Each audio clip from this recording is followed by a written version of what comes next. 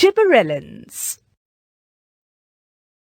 Gibberellins were discovered in Japan by Kurosawa in 1928 in rice plants infected by a fungus, Gibberella fujikuroi, which caused the break-in of foolish seedling disease in plants.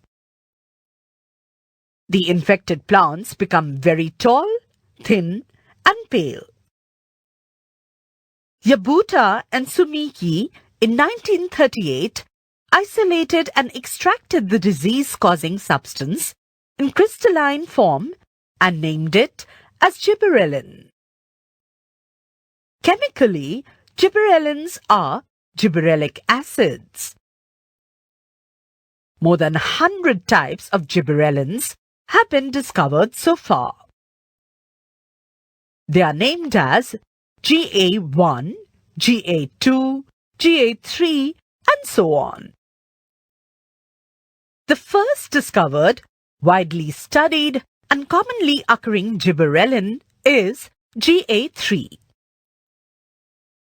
In plants, gibberellins are synthesized from acetate units of acetyl coenzyme A. The sites of their synthesis are apical buds, tips of growing roots, and young leaves. The transport of gibberellins is non-polar, that is, in all directions. Role of gibberellins. Applications of gibberellins.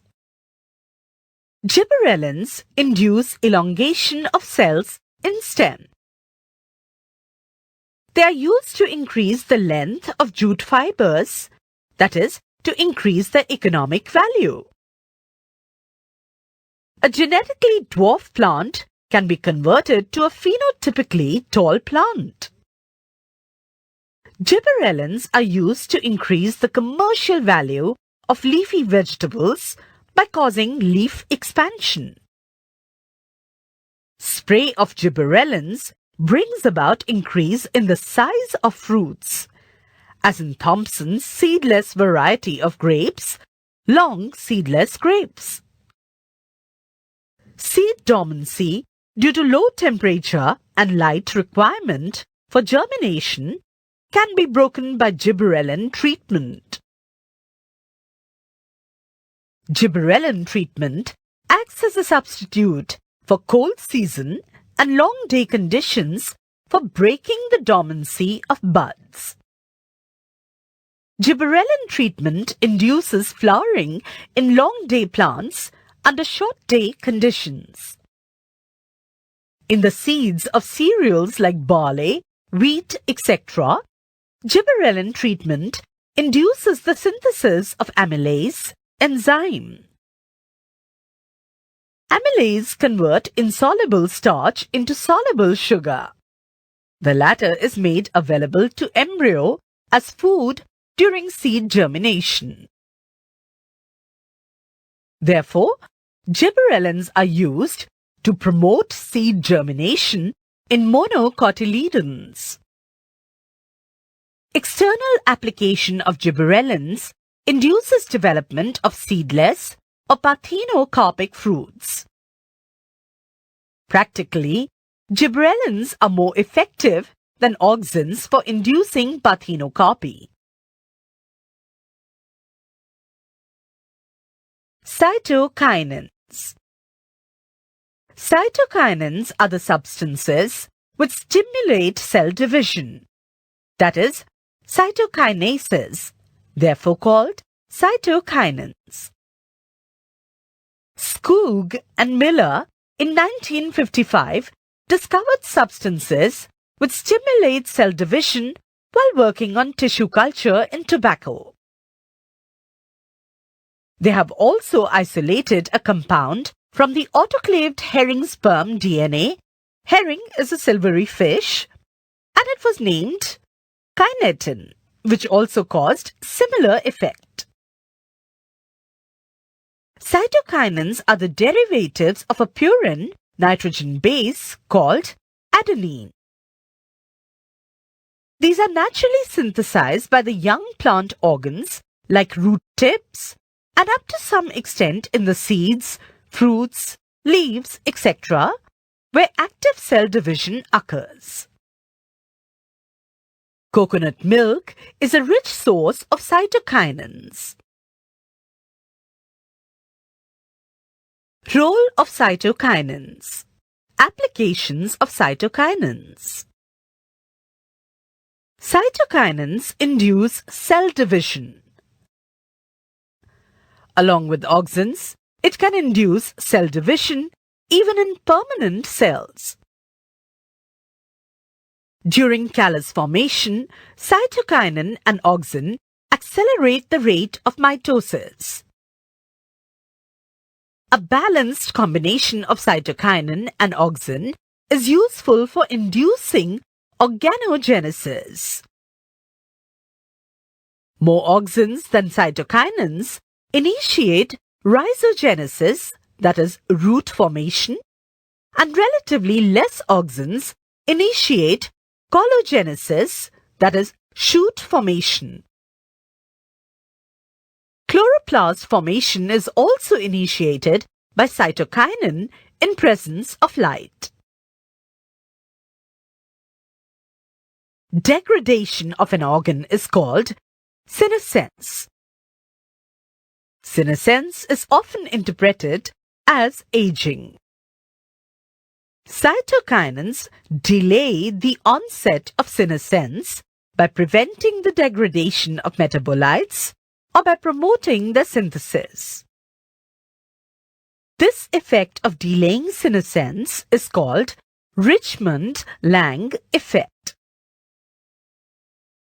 Application of cytokinin reduces the apical dominance and stimulates the growth of lateral buds. Cytokinins help in the formation of interfascicular cambium during secondary growth of plants. Ethylene.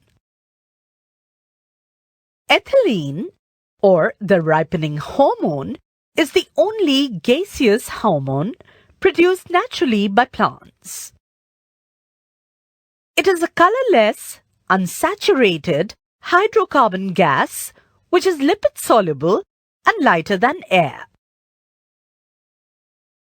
Gaynor, in 1934, reported that ethylene synthesized by plants promotes ripening of fruits. Ethylene is formed in almost all parts of seed plants, but the shoot apex of seedling and ripening fruits are the major sites of ethylene formation. The amino acid methionine acts as a precursor for ethylene. Application of auxin promotes ethylene production. Therefore, it is also called secondary hormone. Increased carbon dioxide concentration has inhibiting effect on ethylene. Role of ethylene. Applications of ethylene. Application of ethylene helps in breaking the dormancy of seeds and buds of many species and overcomes dormancy of potato tubers. Ethylene promotes senescence and abscission of plant organs like leaves and flowers and inhibits the elongation of stem and roots in dicots. Ethylene plays significant role in post-harvest technology. It is used for the commercial ripening of fruits. The green and unripe fruits are picked from the field and transported to desired destination in carbon dioxide-rich medium, which prevents ripening. By removing carbon dioxide-rich medium, ethylene formation is initiated, which results in ripening of fruits. Abscisic acid, ABA.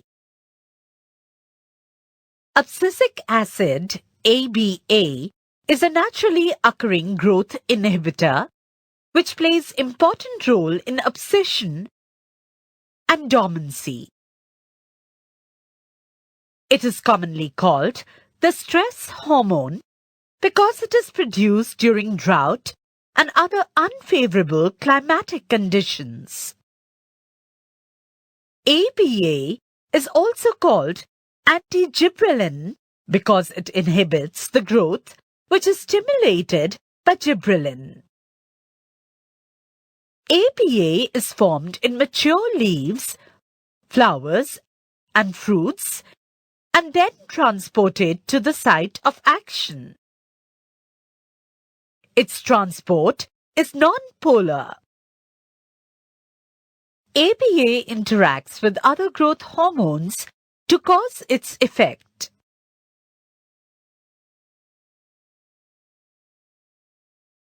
Role of ABA or applications of ABA. ABA causes dormancy in buds, seeds, and tubers of some species. It retards growth and acts as growth inhibitor. During drought and other adverse conditions, ABA is formed in leaves. It brings about closing of stomata to prevent transpiration. ABA promotes senescence in leaves by causing loss of chlorophyll and decreasing the rate of photosynthesis.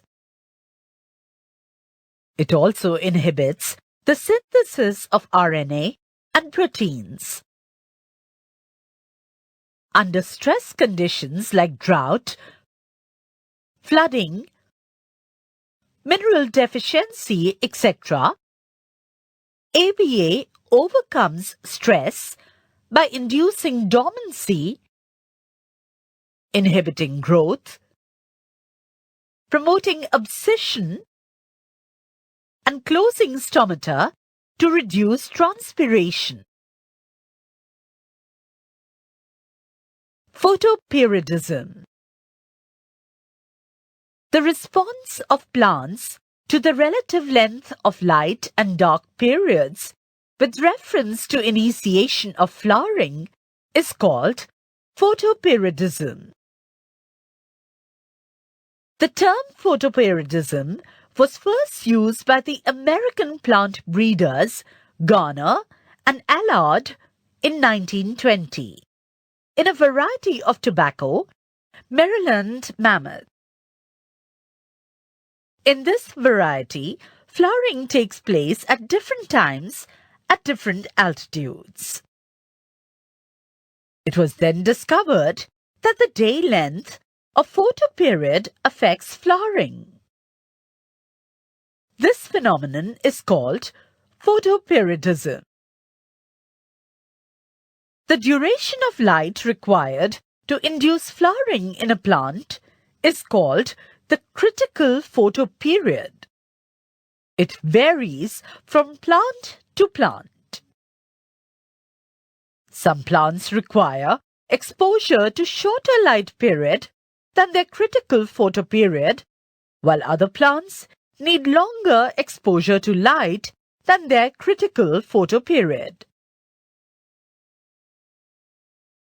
On the basis of the photoperiod required for flowering, Garner and Allard classified the flowering plants into three types. First, short day plants or SDP. Second, long day plants or LDP. Third, day neutral plants or DNP. Short day plants.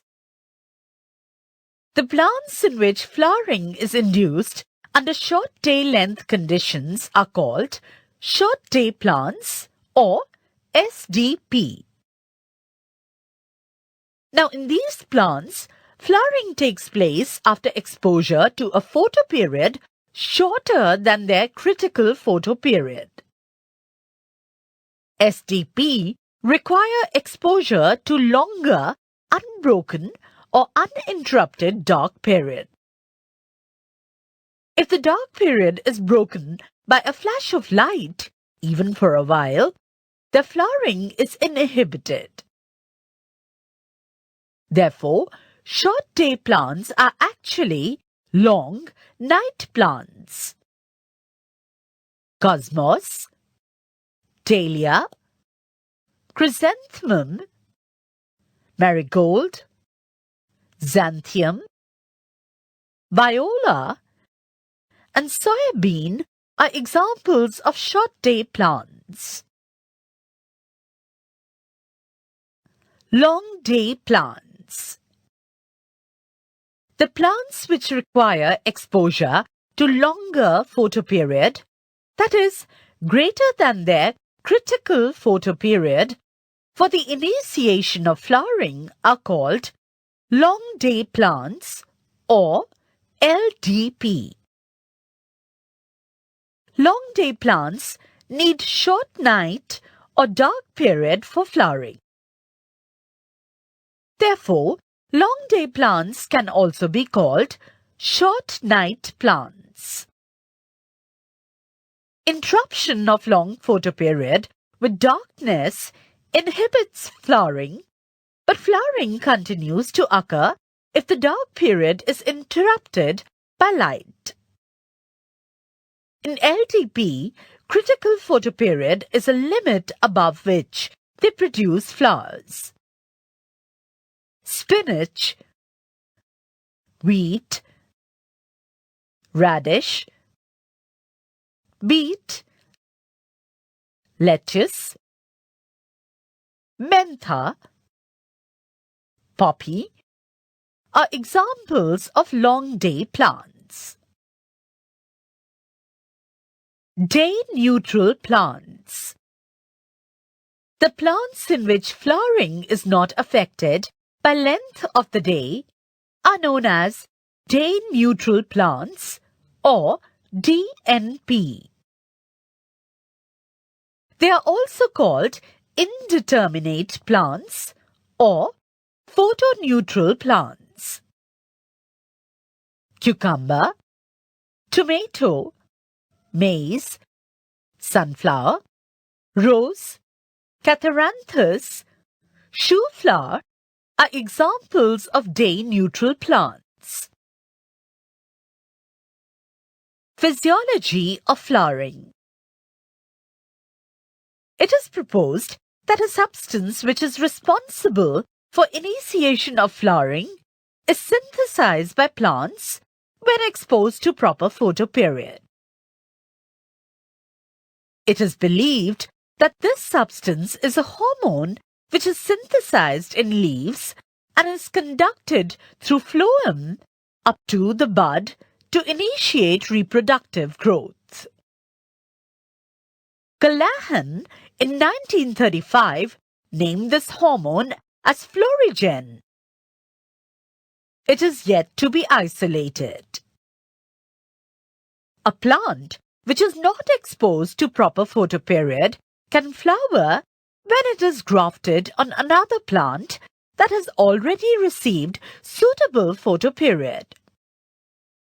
This indicates the presence of hormone that can be transported. Photomorphogenesis. Plants can sense light direction, quality, that is wavelength, intensity, and periodicity. Light induces phototropism, photomorphogenesis, chloroplast differentiation, and various other responses such as flowering and germination. Light quality is mainly sensed by the presence of different light receptors specific for different wavelengths. The red or far red photoreceptors are called phytochromes. There are at least two classes of blue light receptors. Cryptochrome recognizes blue, green, and UVA light, while phototropin perceives blue light. Analysis of photomorphogenesis. Plants exhibit different growth habits in dark and light. In the dark, they have elongated stems, undifferentiated chloroplasts, and unexpanded leaves. This is called scotomorphogenesis. Photomorphogenesis, that is light-grown, involves the inhibition of stem elongation, the differentiation of chloroplasts, and accumulation of chlorophyll and the expansion of leaves. Thus, the same stimulus causes opposite effects on cell elongation in leaves and stems. Photomorphogenesis can be induced by red, far red, and blue light. Phytochrome. Phytochrome is a protein containing a covalently attached chromophore. Phytochrome exists in two interconvertible forms with different absorption spectra. PFR absorbs far red and is generally the biologically active form. PR absorbs red and gets converted to PFR. While absorption of far red converts PFR to PR. Vernalization. Some plants require a low temperature treatment during their earlier stage of life cycle for subsequent flowering in the later stage. This was first noticed by Clippert in 1857, when he found that the winter variety of wheat, which is sown in winter and flowering in summer, could be converted into spring variety of wheat, which is sown in spring and flowering is in summer, if the germinating seeds were kept at nearly freezing temperature of 0 to 5 degrees Celsius. This conversion of winter variety into the spring variety by chilling treatment was termed as vernalization by a Russian geneticist, T.D. Lysenko, in 1928. Vernalization reduces vegetative period and induces an early flowering. The cold treatment or chilling treatment of germinating seeds or seedlings to promote early flowering in plants is called vernalization or yarovization.